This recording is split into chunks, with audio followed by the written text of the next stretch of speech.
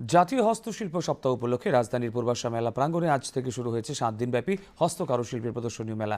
উপস্থিত ছিলেন জনজাতি কল্যাণমন্ত্রী বিকাশ দেববর্মা, সমাজ কল্যাণ ও সমাজ শিক্ষামন্ত্রী টিঙ্কু রায়, পশ্চিম ত্রিপুরা জেলার ভারপ্রাপ্ত জেলা সভাধিপতি Biswajit Sil, deputy mayor Monika Das Dutta, corporator Manimukta Bhattacharya সহ হস্ততাঁত, হস্তকারু, রেশম শিল্প দপ্তরের বিভিন্ন আধিকারিকরা।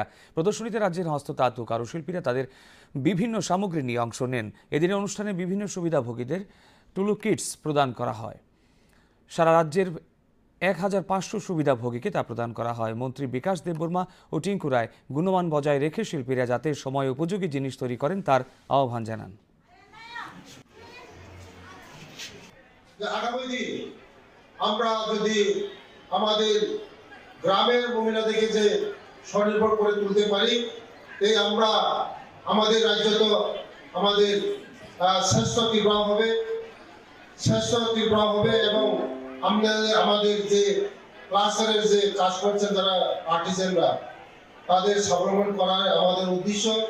আমরা 2 বছর আগে, 5 বছর, 10 বছর আগে কি শিখলাম সেটা আমি তৈরি করব সেটা নয়। আমরা বর্তমান সময় বাজার কোনটা চাইছে, গ্রাহক কোনটা চাইছে সেটাকে আমার মাথায় রাখতে হবে।